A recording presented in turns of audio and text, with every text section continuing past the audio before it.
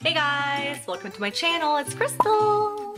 If you are new to my channel, I share content on skincare, travel, and life sprinkled in between. So I hope you subscribe and follow along my journey. So today I wanted to give a little life update. So as you can see from the thumbnail, I struggled a bit behind social media for the past month and a half. So it started off well, okay? So I found out about my first pregnancy and it was such a crazy feeling that I've never felt before. I couldn't believe it when I saw my first two lines just pop up so vividly, and I remember everything. It was just a wave of emotions. Tommy and I were just super excited. We've been trying. It was so weird in a good way though, right? Like I've never been pregnant before, so this is all new, and as a woman this is a whole new life stage that you would never know until you get there. So it definitely was crazy. So fast forward, shortly after, I also experienced my first miscarriage. It also happened in such a short amount of time. I don't want to go into the details of like the miscarriage necessarily because that could be traumatic for a lot of people and for me too. I think the entire time I was really trying my best with only this thought in mind. There are so many women in this world who probably dealt with worse situations than myself. That's what I kept repeating to myself. But honestly, the conclusion that I came up with at the end is that no matter what stage you were in, whether it's early or later in the pregnancy, it still doesn't make it easier necessarily. It's okay to accept what happened, let your emotions out, acknowledge it, and grieve. Like, it's okay to do that. And it honestly took me a while to do it. And I know everyone handles it differently. Like, it depends on what kind of person you are, how you handle a difficult situation.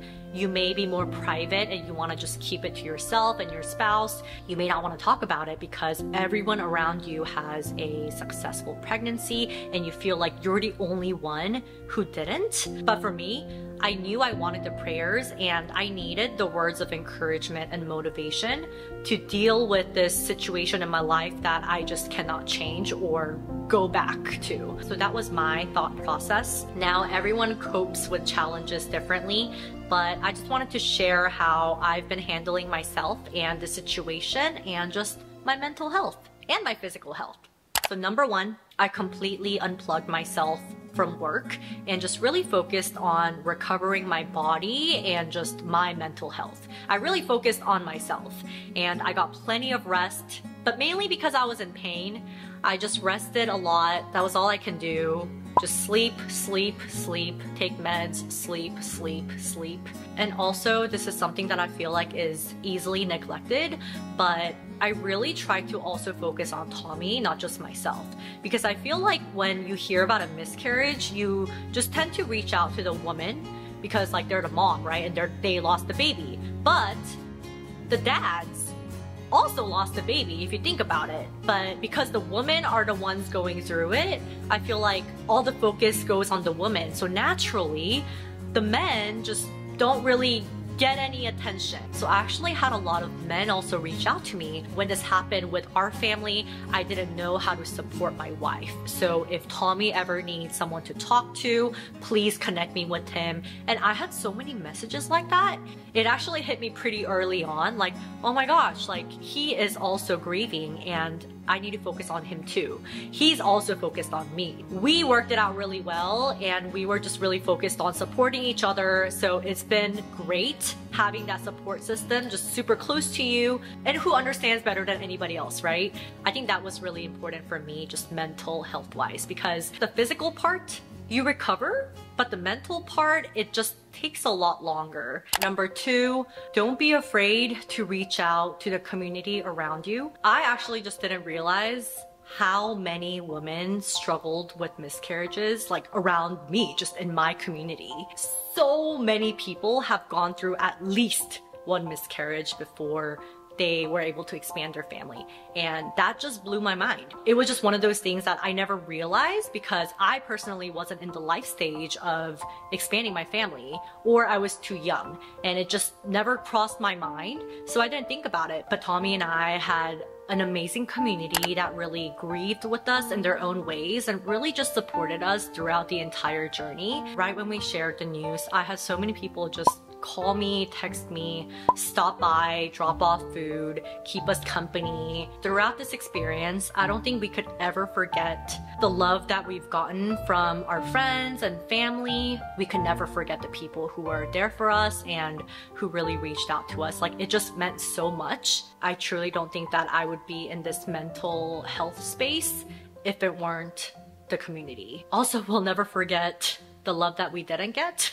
Number 3, this is like a Korean thing, but seaweed soup. Now, in the Korean culture, many women consume seaweed soup after childbirth. So it's like a postpartum food, and it's kind of a necessity because it really helps recover your body, detoxify, something with like, it helps your blood flow, like, I don't know. Of course, I didn't give birth to a child, so why Korean soup? I didn't know this, but I learned it. Apparently, your body goes through the same impact as if you've just given birth to a child. So, it's also crucial for you to recover your body with seaweed soup. And that's why I've been taking it like every meal. But also I had like many different variations of the seaweed soup because so many different people brought us the soup. Oh my god, the light's like right in my face. So I had plenty of options with different types of seaweed soup. So I just, you know, I switched it up a little bit and tried different people's seaweed soups every day. But I had a good like month-and-a-half supply. I still have some in the freezer, but definitely helps. And it's like the go-to recovery food in Korean culture for pregnant women and women who have gone through miscarriage, apparently. I've also been drinking a lot of tea. Like, I didn't really drink coffee during the recovery process, of course. I had these 2 teas that really kept me company during my Netflix hours and just lounging around. There's something about like hot teas that just, you know, really calm you down and just help you relax. So I definitely spent a lot of my days just drinking tea and honestly like zoning out. Number 4, Netflix. So Netflix was also my bestie when I just had no energy and I was lounging around in this sofa. Literally, I would just lie down, drink my tea, and watch Netflix. Something that I've been really enjoying is Queen of Tears. Ugh. So good. Especially the more like later recent ones have been extra sad, but because I'm like crying, it also helped me kind of relieve some tensions and emotions that have been built up. I've been like holding my tears, but because of this, it like gets released. So it kind of helped me because when you need to cry, you need to just cry. Like, it's okay to cry and just let the tears roll down. It helps. I've also been binge watching Gilmore Girls. So many seasons. I just love the wit, the humor, the banter. It's just a classic series and I've watched it when I was younger, but it's definitely been eye-opening to rewatch it now as an adult, and it just never gets old. So those 2 have definitely kept me busy. And number 5, spring refresh. So as I was slowly recovering, we entered spring and I just wanted to get back into the routine and get back to the normal me. So some things that I did to just get back in the mood and get back into the routine was first, get rid of old things from my closet. There's something liberating about getting rid of old things. And I just had clothes that I haven't worn in years and just some things that were like sitting in my closet, right? Just like hidden deep in the corner. My parents' church was having a yard sale, so it was a good opportunity for me to just grab all of those and donate them. That was really helpful and liberating, and it also gave me an opportunity to just move around and also just clean things out. I don't think I could ever become a minimalist, but it kind of helped me like simplify and be organized a little. Also, I left my house like very hands off for a few weeks. The initial few weeks when the miscarriage first happened, I didn't want to do the dishes, I didn't want to clean, like I just was not in a state to do anything. Honestly, it was a mess. So it was about time that I finally get up and, you know, start doing stuff.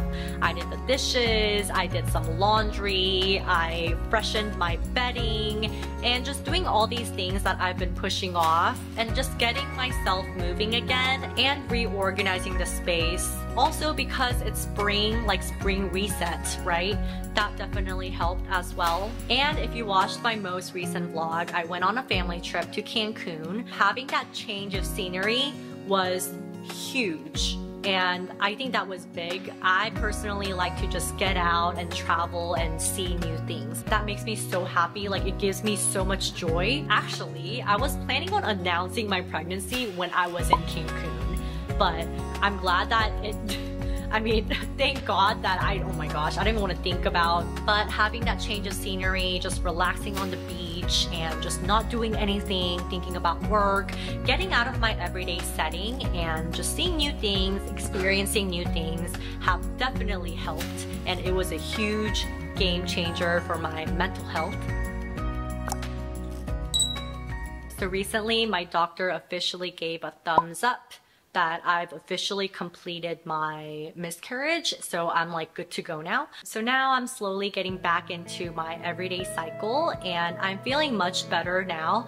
I also feel like just knowing that there are so many women around me who have gone through the same, it was really inspiring to hear a lot of different people's stories and just their own experiences. I guess I just want to say that if you are going through what I experienced recently, or if you had the same experience that I did, you are definitely not alone. There are so many women out there who go through the same. I'm so shocked that it's so common. Apparently 1 in 4 or 1 in 5 women go through a miscarriage. And that just like blows my mind. But I think it's so important to just take the time that you need, and everyone handles it differently, right? I think Tommy and I have been handling it a lot better than some others have, but everyone has their own ways and everyone has their own time that they need to fully recover. And of course, you can't really like fully 100% ever recover, no matter how long you need. I think just really take the time that you need.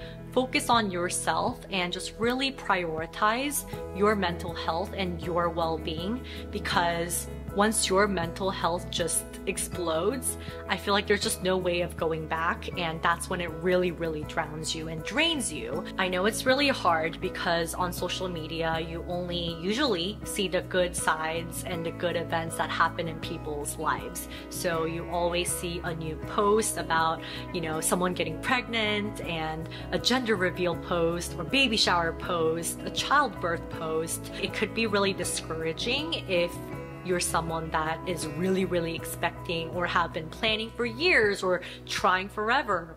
But just really know that you're not alone in that journey. It's completely okay to feel that way because you really are not alone. So I'm just gonna wrap it up here for today. Thank you so much for watching, and I will see you guys in the next one. Bye! When lights go out, you're in